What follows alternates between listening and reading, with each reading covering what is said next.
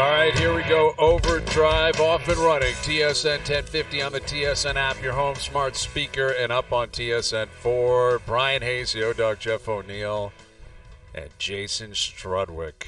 Jason Strudwick. The oven is heating up. A little Strutter dud later this hour. Strud muffins are en route. How are we feeling?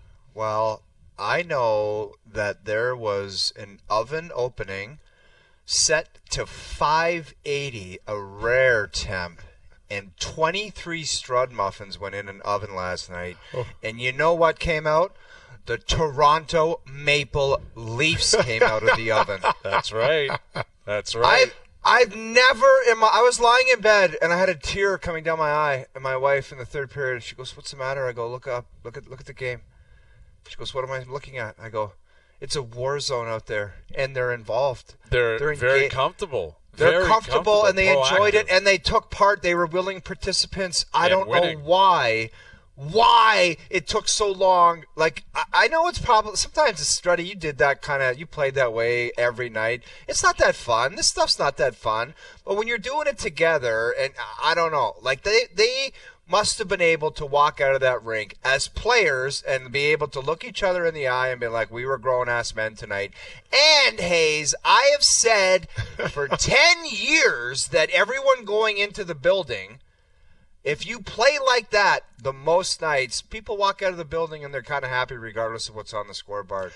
Like, they can just say, you know what, they had they put their nuts out there. They played well. They were involved. That was my favorite game since I've started working here. My favorite game. Yeah, listen, this is what I think. I've been in a situation where, and I'm not suggesting I was Bob Probert, but where I was the guy, or one of the few guys on the team that would stick up for himself or his teammates. And it's a lonely place. It is, man, because you're like, does anyone else care? No, you go into a scrum, and there's 2, 3, 4 of them, and none of your guys. All of a sudden, everyone lost their contact back at center, looking for it on the ice. Last night, what I saw everyone going into the pile. When I see Oliver Ekman-Larsson, who's, to me, redefined who he is as a player since he left Vancouver, he's starting that contact, and then everyone's coming in behind them. We saw Tavares. We saw player after player after player going in there, and you don't have to fight. It's just me knowing that you're there with me and you're willing to do it. That makes me more willing to do it more often, but it emboldens all of us because it's a pack mentality. And Craig Berube, give him credit. What is this, a quarter of the year into the season? Mm-hmm. And he's got these guys to believe it. Not that other coaches haven't told him, but they've got him to believe it. And you're right. I give him full marks. It looked good, and it was fun to watch. It really was, man. I feel like Michael Corleone because in Godfather 3, what did he say? Right when I think I'm out, they've dragged me back in, or they pull me back in. I think I just butchered that line. But This is where I'm at with the Leafs, because I agree with you. And listen, at the end of the playoff runs every year, we come on here and Hello Darkness is playing and we're freaking out and we can't believe it, and they deserve all the criticism they get. They have to own their own reputation, own their own resume. And then we get into a new season, and you get into November in particular. There's something about this month. If the Stanley Cup playoffs took place in November, the Leafs would be a dynasty. They would push the Islanders of the 80s out of the way. They would be going to their 8th straight cup this year because of how well they play in the month of November. But also it's different ingredients with this team in particular. Part of that might be the coach and maybe putting too much emphasis on the Craig Berube, effect on these guys. But he is a different beast. He's got a Pat Quinn element to him. He's got a Pat Burns element to him. The way that he operates, the way that he looks, and the way that he took care of business when he played. And they look and feel like a team that is ready to take on all comers, whatever you want. And through 20 games, they're 12-6-2. Like, it's not only about the scrum, it's also the fact that they won the game last night. And Matthews wasn't playing, and Domi wasn't playing, and Camp wasn't playing, and Pacioretty wasn't playing, and Reeves wasn't playing, and Knies left the game. And they won that game 3-0. And Joseph Wall was really good, and the big boys showed up. The younger guys who made their debuts last night, I thought, had a very positive impact. The building was rocking. It was just a great game. It was a very gutsy, fun win for the Leafs. And I would say there are 2 of those games that have taken place in the last week. The one last night, and the one last week in Washington, 2 gutsiest wins of the year. And I don't know how they're doing it, but they're winning a lot of games without Austin Matthews. And they got a lot of good things chugging right now, man. That was a fun game, and they're in a very good place. You said the crowd was into it last night, Hayes. Isn't it funny how, like Struddy just mentioned, the pack mentality – the crowd doesn't get into it if in years past what we've seen is like, oh, hey, nothing to see here. Don't get involved there. Like, let's just get at like that doesn't get anybody involved. Like knocking people on their ass, that gets people involved. Mm-hmm. Like it was just I would love to ask, like I would like to sit down and just ask John Tavares because his signature line after playoff upsets or playoff losses would be, it was about execution. It was not about execution. It was just not about being involved and engaged and coming up big in big moments. That nonsense last night, that had nothing to do with execution. Like it wasn't. It was about everyone being ready to play. And some nights the NHL has a weird... Every game kind of takes on this weird life of itself. Like, there's no reason for that game to be as hostile as it was last night. But you know what? It somehow happened. Vegas, Toronto, they only play each other twice a year. It's like, why is this game like this? But sometimes that's the way it is. But if your mentality is like, I'm ready for that game no matter what, if it's not that game, I'm fine with it too. But if it is that game, I'm cool with it and let's party. And they were ready to party last night. And I got to be honest, they've never been ready for that game. And it mirrors the playoffs because that was a playoff game. Yeah, and they just haven't had success in that game, man. Yep, it was a pure playoff game. But I want to acknowledge Willie Nylander. So the goal that Minten scored right there, I've been on the show before and I've talked about Willie Nylander's choices at the blue line. And, there's been a couple times where he's tried to dangle someone there or throw the puck wide. Look at it here. Twice he shields the puck and takes the puck deep into the zone. Now that's somewhat skilled play, but almost any player in the NHL can put their shoulder down and just keep driving it down deep. He doesn't try to cut back to the middle. He doesn't try to throw a pass that's ill-advised. He enters the zone with speed and with a purpose. And to me, that is Craig Berube hockey. You get the puck over the blue line. Doesn't mean it's unskilled, but when you get down there, you are hard, and that's a hard play. And I can tell as a defender, that's a hard play because he's leaning into you. The best I could do is put him into the wall. If he keeps his feet moving, he keeps going around the net. So I think to me that was a real big moment for Willie Nylander and Craig Berube understanding how he wants them to play. Yeah, that's a really good isolated He was point awesome there. last night. He was really, really good. And determined. Yeah, and you're right. I mean, Willie and others, they were the kings of the stop-up. And let's go back up to the blue line and we'll reshuffle. And, that was advocated for in the past, to puck possession and east-west. And if you got to circle back and slow it down or what have you, where the more difficult thing to do because you're possibly putting yourself in a position for more contact is I'm just going to keep driving and I'm going to put my shoulder down, and if you can stop me, you can stop me, but I don't think you can. And I think Willie was brilliant with the assist and with the goal on the 2-on-1. But like Fraser Minten scoring and driving towards the net, there's another example. Like comes off the bench and he's like, I'm going right down Broadway. Yeah. Really cool to see him score. Like that kid was so happy last night. Like he changed up his celebration too. He had the half stick and then he's like, screw it, man. I'm putting this thing as high up in the air as I can. I'm not going to get carried away. I'm not going to get carried away. Yes, you are. Go ahead. What are you going to say? I'm not going to get carried away. I really like some things that were high-tech things, Hayes, that would go over anybody's head because they just don't know. I saw some things that I really, really liked, but I'm going to compare them to my baked chicken breast. Sometimes I pull them out of the oven. I just got it for safety, put them back in for 5 minutes. Okay. That's what you got to do with Fraser Minten. I don't want to get crazy here. He's got to go back down in the oven for 5 minutes. You think that means he needs to just make sure that the juices are clear is what you're saying?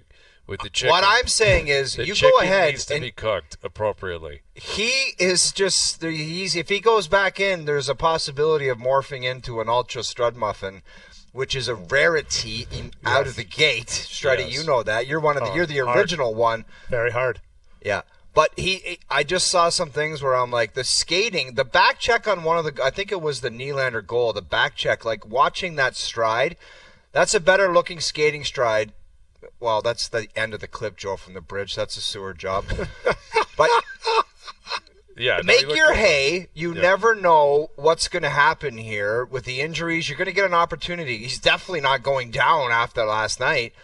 make your hay, but there might be a little bit more time down there, but I really like what I saw from him. I did too. Really liked it. Coach pleaser. That's a coach pleaser right there. You back check like that. And the other young player too, that hard back check. Like that makes a difference, man. Coaches love that, and they're getting that message from their coach in the minors. Well, yesterday was all about sound bites, right? Like Doogie addressed the crowd at Boston Pizza up in Vaughan yesterday, right? And Doogie said something along the lines of stay loud, stay proud. Stay loud and stay proud. Stay loud and stay proud, which really set the tone for last night. There was a lot of pride there last night, and there was a lot of volume. And it would not have happened if Doogie had not addressed the crowd with the now world-famous stay loud and stay proud. Stay loud, stay proud. We had that before the game. Nikita Doogie Grebenkin before the game, and we had Nikita Doogie Grebenkin after the game with my all-time favorite post-game scrum. Let's hear Grebenkin post-game. Team speak me back check, forward check, and pay check.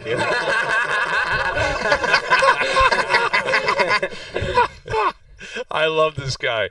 Dude, he's the fourth Russian Hanson brother out there. I love him. His salad is everywhere. He's running around. He's cross-checking people. He's the fourth Hanson brother, but he's Russian. I love him. He just cross-checks people in front of the net. He goes to the net. He back-checks. Dude. I love him. It's so funny you say that because I had the same reaction. He even kind of has a shoulder move. Yeah, I know. Skates. It's like, Joe from the bridge, get one of the Hansons, like, coming around the net. Like, he's got this shoulder shimmy. He's the fourth Russian Hanson brother, and he's amazing, and I love the guy. I love this guy. Forecheck, back check, pay check. And he's got no jibs, and his salad is outrageous. Yes. I love this guy. He's got a better laugh than Kawhi Leonard. He does. I love his laugh. His laugh is the best in Toronto sports history. Yes. I love his laugh. I agree. It passes Jason Spezza's laugh. Kawhi Leonard's laugh. Yeah. It becomes the greatest laugh ever. It's an immediate statue outside Scotiabank. JP, laugh. if anybody says anything remotely funny, we just want the laugh isolated and the laugh comes out. Like we want the laugh as a hit every time. Every time. We need that laugh isolated. I think if someone has a really great, like deeply rooted opinion, maybe you drop a Doogie, stay loud and stay proud, right? Like maybe that comes in a little bit. If someone really has a good take, you got to stay loud and stay proud. But I loved Grebenkin's game last night. Like, here's why it got crazy last night. We'll get to the Knies Whitecloud thing in a moment. Grebenkin buried Theodore from behind. Like, he got him. Dude, that's a 5-minute major. He buried him off the dasher. Like, the Golden Knights were not happy, and they should not have been happy. Like, that's Theodore, a vet, like a great player. And Grebenkin all the ticky-tack penalties, guys stepping on sticks and sticks falling out of hands, and 4 referees looked at that and didn't call it. I was shocked that he didn't get insane stuff. He buried him. He got lucky he stayed in the game because he hit him, and that led to, I think, a lot of the animosity. But Grebenkin, he had a moment in the corner, and I can't remember who was in the corner with him. There was a defenseman that came over and pushed it. He did the turnaround stare down, like, do you want to go almost immediately? He had a few of those last night, and I'm sure you've seen that, Strud. Like, you start pushing a young guy and you don't know what he's about. If he gives you the turnaround, like, I'm ready to go, if you're ready to go, that can probably be a bit shocking, if you don't expect it. When I became a more of an established player, I'd always test the younger guys. I'd slash them just to see what they would do. And sometimes guys would say, what are you doing? Like, that wasn't me. Then other guys would turn and get pissed. You're like, ooh, okay, this guy's legit, right? Yeah. This guy is actually going to push back. And you just want to push back. Just let us know, or let a player know that you're here to compete. And I might not be able to beat you physically, or I might not be able to be faster than you, but I'm going to compete for that ice. And, he seems to bring that every shift. I'm not going to lie. I didn't know a lot about him prior to the game. No. But after hearing that clip. Look at Grebenkin. Oh, no. Look at Grebenkin out there. Right in the middle. That's how he skates. That's him, go in the corner and get the puck and do. Look at it. There he is. That's Grebenkin on Theodore last night. Yes. He's going to Look be at a him. fan favorite. That's how he skates. I said, I've never thought I'd say that to myself. I said, that's the fourth Carlson brother, and he's Russian. Yes. And this is how he gets on the forecheck, and he's hungry. He's the fourth Russian Nikita Carlson. Hanson, yeah. The Hanson. Nikita Hanson. Nikita Hanson. He's going to be loved. He will be loved in that. Well, he already is. But if he, whenever he's up for full time, he will be loved. What a great that is such a professional sports thing. Like, you got to add the paycheck because it is money. He's making NHL money now, right? Like, it's not American Hockey League money. It's not KHL money. You're making an NHL check. Forecheck, back check, paycheck. Dude, that line's been around for the longest. Oh, it's a long time. Is that one in the league for a long time? Oh, that's ancient. Do you think Craig Berube would tell him that line? Do you think that would have been the coach? That was the Brown long before Craig Berube. Oh, I guarantee. It's just been one of those things that a guy would float out every week. You probably heard that. Forecheck, back check, paycheck. Everybody ropes, everybody rides. There's a bunch. There's a ton. Play hard, party hard, look good, play good. 20 miles, 20 smiles. Yeah, I've heard that one. I haven't heard forecheck, back check, paycheck. That's a good one, man. I'd love to know who told him. I'd love to know who the guy was that told him, because he'll be laughing. He'll be telling all his Russian buddies. I wouldn't be shocked if it was Berube, Strud. Like, if he sat him down and said, "This will be very simple for you. Like, you're not up here to toe drag, and you're not going on a power play. I need you to forecheck. Probably. I need you to back check, and then you will be getting a paycheck." And he probably loved it. And now Berube or whoever is like, "Man, I can't believe he said that to the cameras." But I hope the Leafs let this guy go. Let him have a great time. Let him talk freely. Let him just totally be himself. Joe, play his shifts again last night. Play the Hansons. Nikita Hanson, wheeling around the net with his little shoulders, and they're wheeling around, getting in on the. There he goes. You got to introduce him. Nikita Grebenkin circling the net, and I want to get in on the forecheck. The guy is amazing. Right? There's Marner and Tavares on the bench. Being like, who the hell is this guy? Yeah. But Berube's like, "Show us what you got, kid." You know what I mean? That's right. You got to get the intro. Look at Grebenkin on the forecheck. That is a thirsty forecheck. There was just one play I thought of, Hayes, in front of the net where I was like, he got involved with somebody, then he just cross-checked him in the back of the neck, and the guy went down, and I'm like, that is awesome. He's a Hanson brother. I love this guy, man. Nikita Hanson is my favorite Leaf. Immediately, he's my favorite Leaf. I love the way he played. I love Fraser Minten's game last night. This is a love fest. I mean, the Leafs deserve it. They're 12-6-2 now. They're playing well, and they've been decimated with injuries, and that reality is going to hit them now. Like, we'll see what happens with Knies, but Strud, you can start this off. You've played the role of Whitecloud a ton, right? Like, how often, if you're a defenseman in any level with contact, your coach is going to say you cannot let someone get the red line freely, right? Like, it's you gotta try to hold the line. It's the blue line. It's the red line. We know that Knies was trying to gain the red line so he could dump it in, and Whitecloud buried him. I mean, he absolutely buried him last night. So Kolesar played the role of Scott Niedermayer, and Whitecloud was Scott Stevens.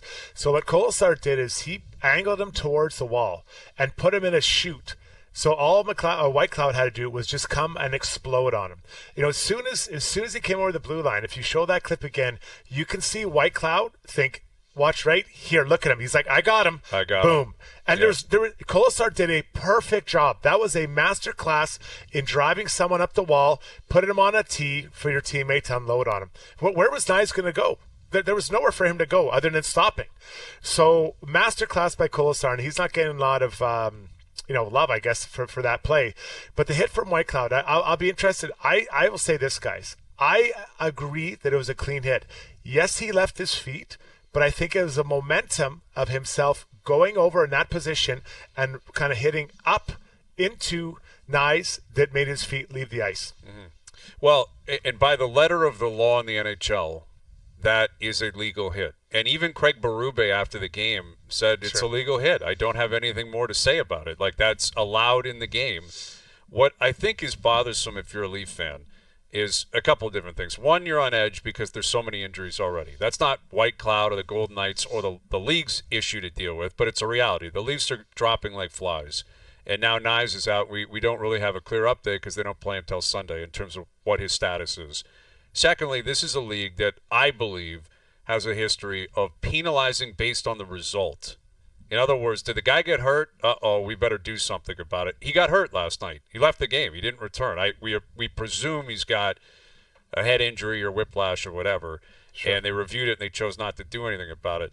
But listen, physicality in the game, what bothers me, what sucks, is where we are today, where every single hit is broken down to the pixel as opposed to being celebrated. The physicality, the big hits, how crazy the sport is, how fast it is, how big these guys are. You can't. Well, it's hard to celebrate that hit last night, Hayes, because of the result. Because he got hurt. Exactly. And when you watch it in real time, you're like, everyone's natural reaction to that in real time was that was predatory, and he tried to knock his head off. Right. But I think Bob McKenzie did a great thing instead of being like me and like emotional and overreacting. Because when I watched that, I'm like, that guy should be thrown out. He tried to take his head off, and everyone's like, oh, he's leaving his feet. If you watch, and not everybody has access, but what Bob would do would go up to the video, like he would message up to the video room and say, slow that thing down for me.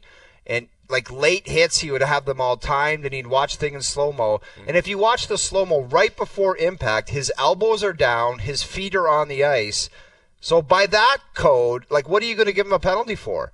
After contact, that's when things go haywire, and he goes upwards, and you see the head snap back, and you see the visual of his feet going up. So, like, if you're going to freak out over hits, which I used to do because I never would really take a second look at it, and I'm emotional and I get fired up, I was like, that's ridiculous. Mm-hmm. Like, you just watch a bunch of freeze frames, and you look, and the guy's shoulder, his elbows aren't up. His feet are on the ground. So what's the penalty? That's why the ruling is what the ruling is. And in reality, you're allowed to play mean. But I think what you said there is accurate. He is going over there to bury him. Like, he's not going over there to... Last night was hit to hurt night. It wasn't. There was no pissing around last night. It was hit to hurt night. Was big boy, I'm going to bury this guy. That was not, I'm going to block, or impede his space. No, I'm going to light your ass up. Yes, and that is something where, again, I think the league has to make sure that they inform their fans on the process. And that's difficult to do, I get it. But I think there's a lot of confusion in the game right now, myself included, because I saw it the same way. Live, I'm like, that's a headshot. Like, wow, that's bad. And then you read about the rules, and you see the explanation from a league standpoint, and you're like, okay, I understand that. And it's a slippery slope, in terms of breaking everything down and wondering what could have happened or what would have happened or what should have happened. But I think the fans in the league, fans of hockey, are very confused as to why certain things are called, why certain things are not called. I think goaltender interference is the most extreme example. Fans are fed up with it. They have no idea what the league's doing. They have no idea, Strud. Like, it feels like a coin flip all the time. You're like, why was that? Why did that count? The other one didn't. I have no idea. And it's kind of getting there, I think, with head contact and with headshots because, 10 years ago, they went on an attack, right? After the Matt Cook stuff and the Mike Richards hit, I think it was. And there was in Raf, and like there were a bunch of guys that they were like, we're just getting rid of this, and we're gonna go on the attack, and we're suspending guys forever, and that slowed down. Like the league has kind of shifted back into a different area, and I think there's a lot of fans, and I would include myself at times, where there's confusion as to what's allowed and what isn't allowed, and that's not good for business. You got to clarify some things. It is so. Do we not want to have hard hits? You want to have hard hits. And collectively, fans want to have hard hits. Leaf fans want to have hard hits. And I agree. So what I'm going to say is that when you have hard hits, there are going to be some hits that are in the gray area, and then some are dirty. So because it happens so fast as a player. You're trying to protect yourself and the other guy, but sometimes things are going to happen.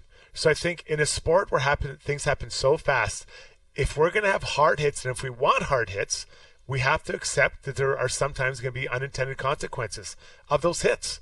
Otherwise, I don't really know how else you can do it. There's going to be accidents. Just like we all drive our cars. We don't get in accidents, but sometimes it does happen. So, listen, I don't want to see Matthew Knies go off the ice, but that's a really hard hit. Yeah, it is. And I don't think it was a dirty hit. Now, the consequences aren't good.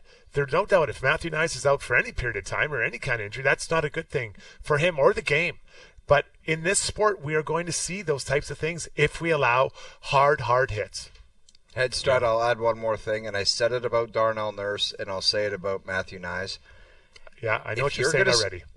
If you're going to skate around in that league and just think that you're doing Connor McDavid skill drills with plastic sticks out there and your head's up your ass looking down at the puck all the time, you're playing a dangerous game.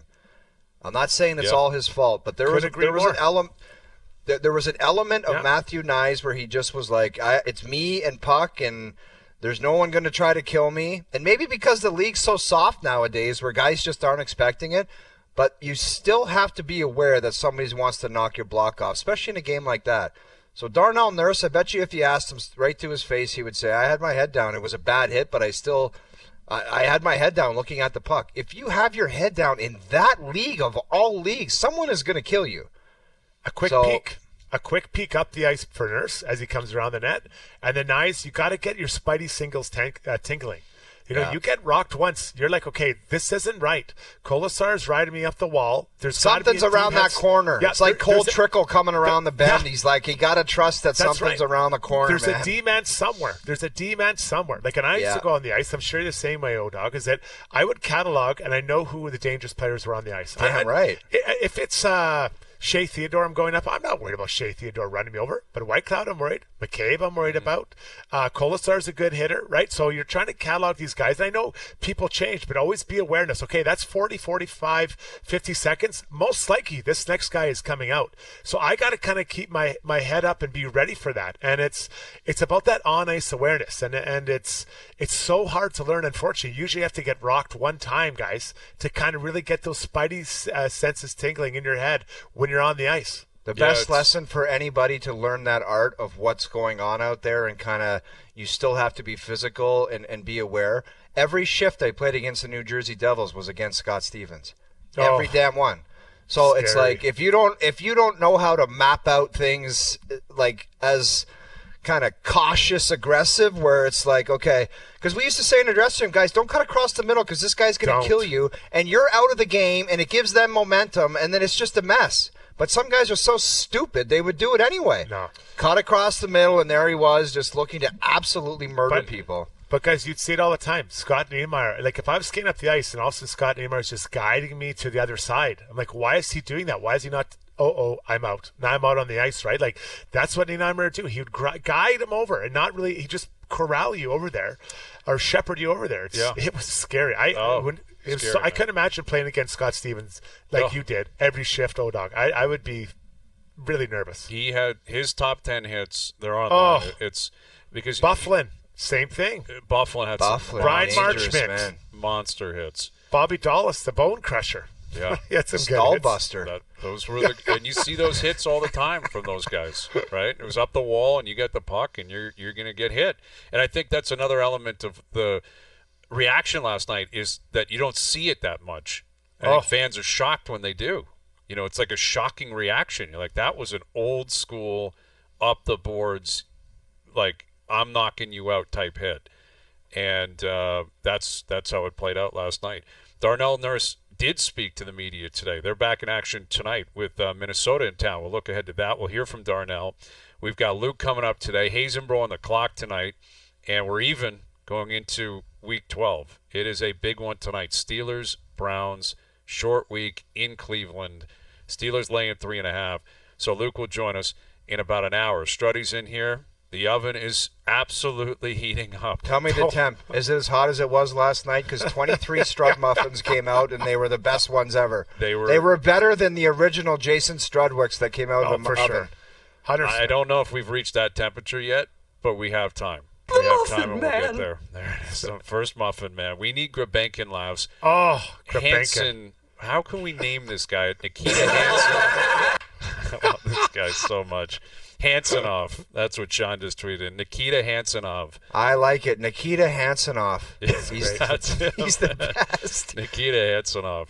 Overdrive continues. TSN 1050 and on TSN 4. Hayes, I was talking about the expectations of fans, what they want to see guys in the Maple Leaf jersey. Like, it is amazing today how many people came up to me, and John Tavares signed here for $70 million and all the goals and you know how fired up people were that he grabbed that guy and jumped on top of him? Didn't drop his gloves. It wasn't even considered like I don't even think it was a documented fight in the NHL. But do you know how happy people were about that? Like Ekman Larson, all his whole career has been a skilled defenseman. like all people talk about is how the guy's got stones and he plays with stones every night. Like obviously elite talent the fans love. They love Austin Matthews. They love Matt Sundin. They love Doug Gilmour getting 127 points, being nominated for the Hart Trophy. But after that, they just want to see guys bust their ass out there. That's a bunch of rich people in that building that pay a lot of money. We've said that millions of times. But they have the expectation, whereas you better just like put it out there and put it on the line. Obviously, some games are blowouts, man. You just don't have it. But 70 out of the 82, I go back to the Ronnie Francis stat line, like 70 out of 82, you got to bring your stuff. So the most part, you just bring that and everybody walks out happy. Obviously, everybody likes wins. Winning's what it's all about. It's a loser mentality, as Pat Quinn would say, to just think anything otherwise. But if you bust your ass like that and you have some skill guys that can do what William Nylander did at particular points of the game, you're going to win a lot of hockey games. And goaltending like that obviously helps too. Yeah, there's a lot of ingredients. It's just the energy and the contribution and everybody being involved. I can't talk enough about it, and it's almost pathetic because we've been dying to see it because it just hasn't been around for so long. But you know what happens, O-Dog, is that when you play like that and you see your teammates – when I see my teammates playing like that, it emotionally connects me to the game as well. And then I get sucked into it. And so then you compete a little bit harder on pucks. You drive the net a little harder. All those little things that, maybe you're 80% in, now you're 100% in. Then the other team lifts their emotion, and now everybody's into it. You've got a really good game going. So yes, if the standard strategy is, let's play on the perimeter and kind of float, and we'll try to skill this one. Sure. That goes through the room too, in the bench, and everyone's like, I guess it's a skill fest, so let's just play like a bunch of weasels out there and see what happens. And it's garbage. It's garbage. It's contagious. And you look at the Florida Panthers. You look at them the last couple of years. Yeah. Where do you think Ekman Larsson got where he is today? Well, he was never like this, but he went down there and he learned how to win. Never. He hit in Arizona, and then he went to Vancouver, and he wasn't the player. He went down to Florida. He figured out he's got to compete, and he's competing all over the ice. Hitting. He's hitting guys. I didn't see him hit anything. I don't think he hit anybody for 10 years. No, and now that's the Florida. When I look at, we can go through all the Stanley Cup champions, but Florida Panthers, the last couple of years, they play so hard, right? And there's the guys like Kachuk, they've got Bennett, they've got, Barkov, who obviously is a heavy, hard guy. They play hard, heavy hockey, and everyone plays that way. And it just becomes, if you don't do it, you stand out. Okay, you don't have to play that way, but you'll go play like that somewhere else. On this team, this is how we play. Yeah, I'm curious how loud the Leaf benches these days, because that was a story that would come out in the past. Remember, Ray would join us, and Ray Ferraro would be like astonished at how quiet their bench was. Yeah, and I bet you it's a lot different now. I'll bet you it is too. And we'll ask Johnny. Johnny's not on with us today. Eddie Olchuk coming up. Eddie I don't know if he's ever in between the benches, but Eddie's in the rink and around teams all the time. But I think that's a testament to what you're saying. Like, if you're alive on the bench and you're talking and you're it's raw, and you're reacting to stuff that's going on, and you got to have a lively bench. Like, you have to, because I think it's kind of it speaks to your DNA as a team. Like I said earlier, it's every game takes on a different life.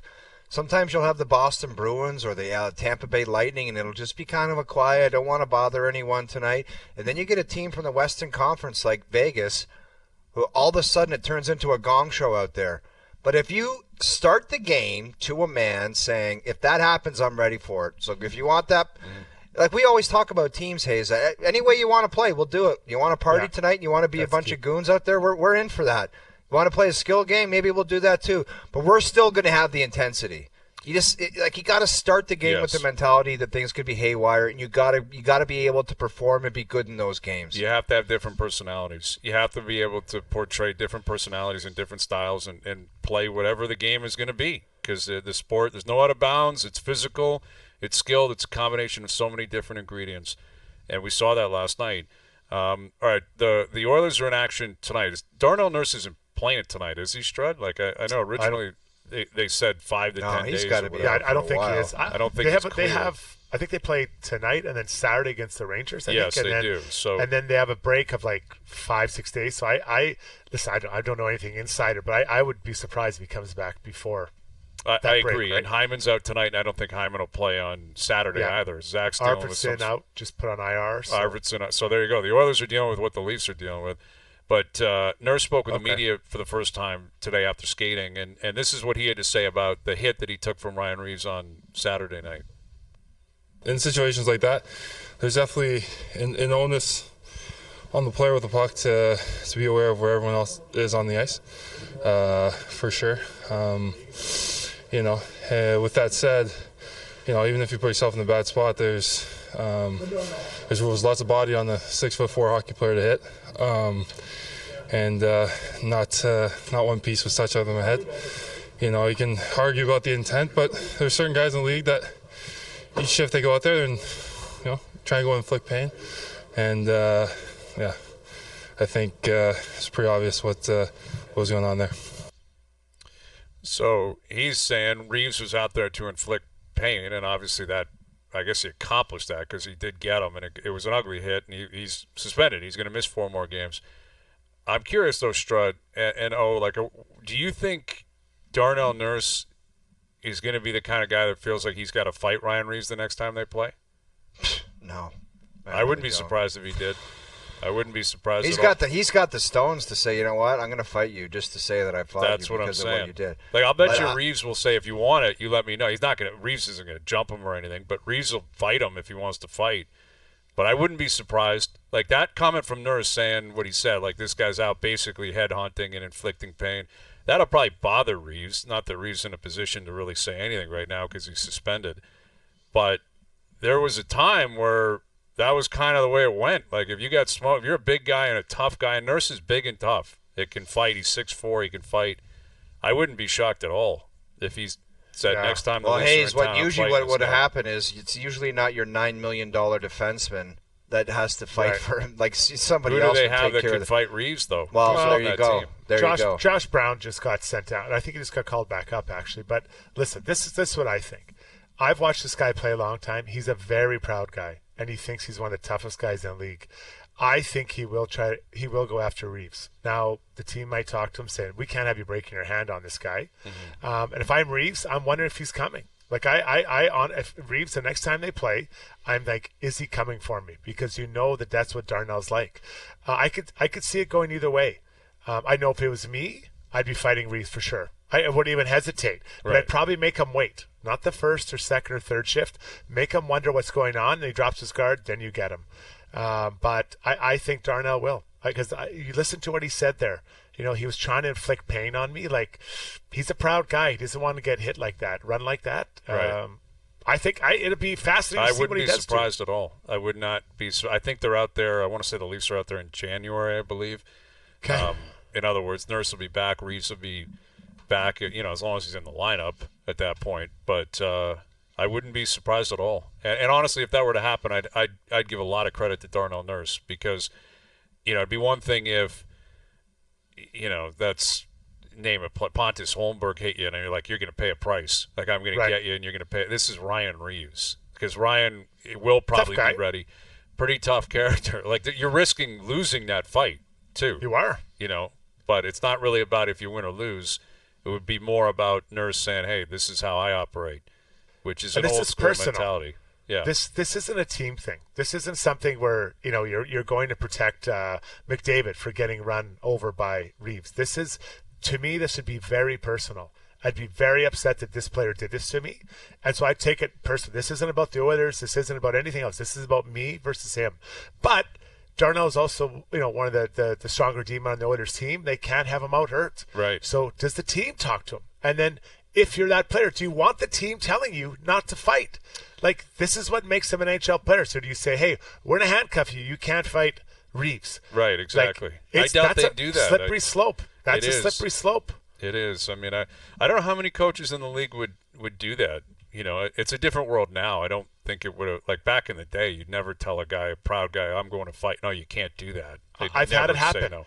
When I was out at the Canucks, Mark Crawford told Donald Brashear and I not to fight. It was Chris Dingman and then not Wade Belak, but another really tough guy that played there, the huge goatee, huge guy, absolute Parker. Yes. Parker and Dingman. He told us, do not fight them. And they were all over us. They were embarrassing us, calling us out. Like, I was so mad after. And I remember Donald Brashear went in and told Mark Crawford, say, you never tell us when to fight again. And he never did. He never did. Why did he tell you not to? Like, what was the purpose of that? I don't know if he thought. I mean, it's a control thing. They want to just dictate what's going on. You know what? I was pretty young, and I don't know. I mean, they were two tough guys, but we can handle ourselves. But I remember I was so mad because they were embarrassing us so much. Oh, you guys don't want to fight, and just you're like, are you kidding me? Are you kidding me? Just let me fight. Yeah. And Brashear was, he was really mad. And I remember him saying, you don't ever tell us that again, and he never did. He never did again. Yeah, well, I guess you learned that lesson, but you'd think you'd know that by that point. But the Oilers, back in action tonight, and again, no Hyman. Darnell Nurse not playing tonight. I guess he's aiming to play on Saturday. Hopefully, the Oilers and the Wild, avoid what happened to the Predators last night, where they got a game sheet penalty. Crazy. Which I have not seen since, Pee Wee hockey. Dude, I've seen it once or twice, and it's embarrassing. It's like, and it couldn't have happened to a better guy / worse spot to be in to do that. It's just like, what are we doing here? Like, the coach reads out the lineup going, in the locker room, your line's starting. How do they mix that up? I don't know. So the Preds, I guess Stamkos was supposed to start, I believe, or Forsberg, or vice versa. Yeah. And they got it wrong. And either Forsberg was supposed to be out or Stamkos. And yes. You put in the game sheet as a coach. It's such a formality. Every assistant coach will have that game sheet, like the starting lineup, the receipt of it, and he'll be on the bench going over the opposition to try to catch that every night, and it never happens. And they maybe 3 times in my life. Yeah, and they caught it, and they were penalized last night, and the Preds lost, and they're still in a bad place. And that's one where if you're Andrew Burnett, you're like, I don't know now. That was a Jay Woodcroft leaving the bench in San Jose type moment. Saying we might be done. That could be trouble because now you're embarrassing the organization. The players don't know. And like you said, I think it's on the players to know it, but they got it wrong. And well, Stamkos was the guy that was supposed to be starting. I just don't know. 991, they missed something. Yeah. Maybe the circling of the 91 made it look like 9. I don't know. I don't know. But Forsberg went out, and then they took a penalty, and they went on to lose. But they killed the penalty. If you get scored on there, that makes it way worse. Just lose 2 Cobb or something. Yeah. You might as well just walk to the Irish pub and just get 2.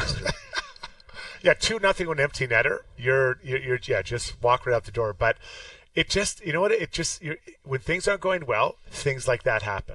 When it's just like when you're trying to get back in the game, you're down 2-3-0. You take a too many men penalty, right? And the coach just loses his mind on the bench.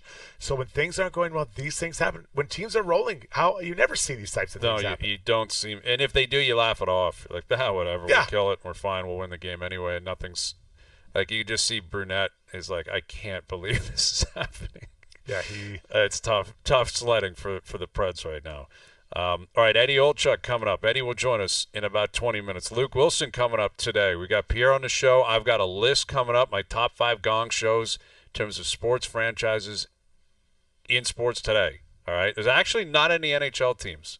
A little bit of a teaser. I was surprised. Now, obviously, if Arizona still existed, they'd be at the top of the list. They don't anymore. The hockey club, I like the hockey club. They're not on the top 5. So that more still to come later this afternoon. Jason Strudwick in here with the O-Dog, Jeff O'Neill. I'm Bryan Hayes. OverDrive continues. TSN 1050 and on the TSN app. OverDrive continues, brought to you by FanDuel, bringing you everything from the opening line to the final score. Eddie Olchuk coming up. Luke Wilson coming up as well, as we've got another football game tonight. We got Browns-Steelers, battle of the AFC North in Cleveland. Dude, that's going to be, although the Browns always seem to rise up and play the Steelers tough. They do. And the Steelers offense, that's the question. Are they going to put points on the board? I don't think the Browns are going to put a lot of points on the board. But is this a 2017 game or is this 28-10? It feels like it's – I think the Steelers will win. Do they cover the 3.5 is a legitimate question. And my partner and I have not necessarily been seeing eye to eye on this. What an indictment on Deshaun Watson, because I was thinking to myself – they suck so bad, Deshaun. And then I was like, they might have a better chance to win because he's not playing. Absolutely. What an indictment. Worse. Yeah. What an indictment on a player. Well, what was wild, this Daniel Jones story. So Danny Dimes is out. They're playing Tommy DeVito. And Jones issued a statement today while he's basically still on saying the team. it was. I know, basically saying it was over. Yeah, like why not cut the guy then? Like, I know you got to pay him and it's guaranteed money, and I guess there's a point where you might have to play him. But that was after the season, I've been cut Instagram post. I'm shocked by the stupidity of people. Like, how does the agent allow his client to go out there and make that announcement like that? You say shut your mouth and you say I'm going to work hard every day until they cut you. Right. Exactly. What are you doing? Exactly. Yeah. Like, what if DeVito gets hurt tonight? You got to go in and play. No kidding. And you just made a statement that it's all over. He'll never play. He's never going to play. Listen, I'm a Giants fan, guys, and I've been watching this guy for years. Dude, he sucks, man. They'll put anyone in there except for Danny Jones because they don't want him getting hurt. He is gone. They want to wrap him in bubble wrap. Yeah. They'll put the kicker at quarterback rather than why? Because if he gets hurt, they got to pay him. That's right. So he's QB4 right now. He's a fourth. He went from 1 to 4. Yeah. That's right. He will not see another snap for the Giants ever. Okay. Ever. Well, how's he gonna how many years does he have left? Well, they're just gonna eat it. I think he's got. He's got years left. He's got a few years for sure. The guarantees wouldn't be crazy high, but you're right, Strud. If he's injured, then they got to keep paying him. You can't cut him. Not a chance he plays. And so I feel for him. Like I like him. He's a good guy, but he's had his chance, hasn't got it done. Dude, that was the wrong guy. He got them into the playoffs maybe 1, maybe 2 years. Right from being drafted out of Duke, people were like, "What are we doing here?" Terrible. Wrong guy. And he got a longer leash than almost anybody. He kept playing, and it was brutal. This moment could have happened 5 years ago. Yes, it could have. It was a mistake. I mean, Luke Wilson might see it differently, but I do not think he will even look. Nothing will ever get him back in under center. We'll see what Luke has to say though about like the thank yous to the Mara fan. It's like, dude, you're still on the team. It was a pretty wild kind of scene for Danny Dimes. Eddie Olchuk and Luke coming up. Overdrive continues. TSN 1050 and on TSN 4.